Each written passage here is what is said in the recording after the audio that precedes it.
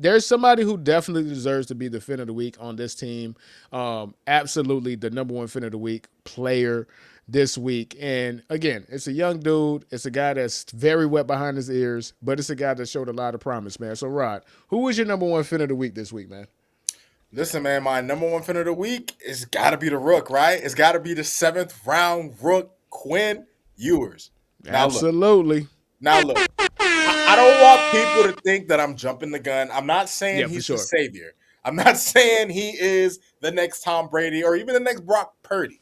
What I can say though, Herbie, is that I have seen enough from Ewers to where, let's just say for the sake of argument, I don't want this guy to come back. But let's just say for the sake of argument, Mike McDaniel is confirmed to come back. Herbie, Right. he has to run it with Ewers, bro. I think Tua, given the fact that he has regressed, right? Like, and it's not like just a mental regression; it's a physical regression. You see it. Physical, for sure, for sure, So, for sure. and then Herbie, you look at Quinn Ewers today, right? And the two Well, things well, that's hold on. Let's go ahead and let's set it up correctly, man. So, Rod, normally we do the big takeaway, which is when we talk about the biggest games of the week. But this week, the big takeaway, and I have a question to ask you, Rod. The big takeaway is Quinn Ewers, the future of the Miami Dolphins, man. So go ahead and finish your thought, brother. well, to answer that question loosely, Herbie, I will give you this answer: possibly, he is possibly the future, and I'll explain why. Yeah, go for it. Go for it. When I was watching the game today, Herbie, I think there was a couple of things that stuck out to me when I was watching him. Right, number one, he plays with a lot of poise. Herbie, he's not a guy who, when he's out there, he doesn't seem rattled. He doesn't seem like he doesn't know what he's looking at. One of the staples of guys other than Tua playing in Mike McDaniel's offense, Herbie, is coming into the game and being a deer in headlights. Right, like Headlights. we've seen it so many times. We saw it with Teddy Bridgewater. We saw it with Skylar Thompson, another seventh round pick. We saw it with other guys, Zach Wilson, even in preseason. It's just whenever we throw guys in this offense, it just doesn't. Even with Tyler Huntley, he made things happen his own way. But when it came to playing in this offense, a lot of these guys don't really sync well with this offense. Yeah. Whereas Quinn Ewers, Herbie, watching him play, he was poised. He moved well in the pocket. For the most part, he was accurate. There were some of those deep passes where he overthrew guys, but you know what? I'll let him live because you can see the arm talent. Like he has, Yeah, you you can see can the arm see talent. clear as day. His arm talent is different than Tua's. Like he has a So better arm than let me Tua. interject for two things because I don't Yeah, want to lose the thought. So this is when it comes to development, when it comes to development at the highest level, because the thing that you said is one of the biggest knocks on Quinn Ewers. Because I'm a pseudo college football fan, but I watched a lot of Quinn Ewers at Texas. Shit, I watched Quinn Ewers when he was at Ohio State. He had to transfer because he got beat out by Justin Fields, ironically, right? right, Poise was not a word that you associate with Quinn Ewers. That was not a word that you associate with Quinn Ewers. The right, reason why he was a 7th round pick largely was clearly it wasn't because of the arm talent. Arm talent was never an issue with Quinn Ewers. It was about poise. It's about when things got bright, his booty got tight. I repeat, when things got bright, his booty got tight. That is what was associated with Quinn Ewers. The guy that I saw today was not the guy I saw, especially his last season at Texas. There was a calmness in the pocket, there was a poise to the pocket, and there was a sense of belonging in the highest level in the pocket that I saw with Quinn Ewers today. Another thing that speaks to development: why did Quinn Ewers have or seem in this game, especially, we don't know about next week or for the foreseeable future, right. but for this game, why did he have so much poise? Why did he seem so calm in the pocket? Because he got to sit his ass on the goddamn bench, learn the playbook, learn what he was talking about, learn defensive coverages, learn things before he got thrown to the wolves. Look at all the quarterbacks from this rookie class that are thriving. Tyler Shuck sat. He's thriving. He just had his second 300-yard game back to back. Looking great too. Shador Shador looks like he belongs on the NFL field. Why? Because he sat. You didn't beat it out of him 2 games into his career, bro. Like, Right. let these guys sit and develop, man. Godly. But there's something that I also want to speak when it comes to Quinn Ewers. It's night and day. So much of the field is opened up. Yeah. So much of the offense is opened up again.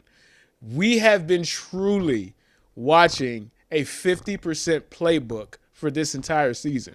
We Yep. just didn't realize how bad it was until you saw somebody that actually has an arm, or somebody that could attack multiple levels of the field today. This Dolphin team, the reason why it's so predictable is because the quarterback and number one could only throw like 5 passes, bro. Like, and it's obvious. It's Yeah. obvious. Like this, whether Quinn is good or not, this shows how much Tua has degraded as a physical talent. Oh my effing God. I mean, Herbie, He can't be on the field bad this anymore. season. It was like Herbie. There were times where Tua threw the ball, and you're just like, it's just the most wobbly duck you ever seen. Like it's just and just to see Herbie, just how effortless Quinn makes some of those throws downfield look. Like the guy throw like when Tua throws 50 yards downfield, Herbie, when he used to, he probably can't even do that now. But when he used Can't to even. throw 50 He had to yards throw his whole downfield, body into it. bro, Herbie, it's like he's about to tip over. He's about to hit Yeah, he his looked like face he's on the shot ground. putting. He looked like he an Olympic shot putter. He puts everything in. Quinn Ewers is a flick of the wrist. It's you could hear the ball cut through the air from the TV. I could hear Dude, it. the touchdown pass to Dolchich, his second touchdown pass, that was a bullet in between two defenders. Perfectly placed, bro. Bullet, laser. Whew! So this is the reason why.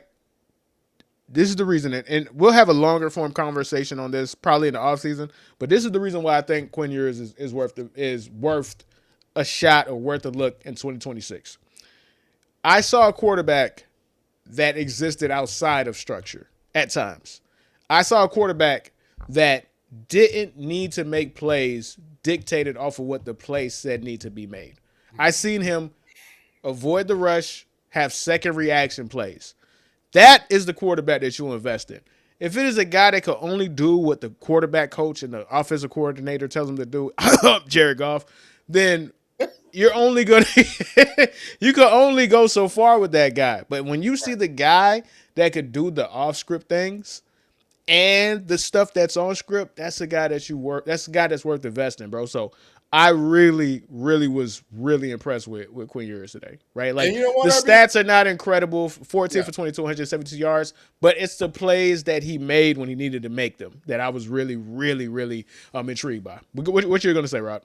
No, I'm right there with you, Herb. But to be honest with you, he has even considering his debut performance, Herbie, he has impressed me, man. Like Yeah, because look, he's a seventh round pick, Herbie, and you know how it goes. Most usually a fifth round pick quarterback like Shador normally doesn't even get shine, right? They're usually barely a backup.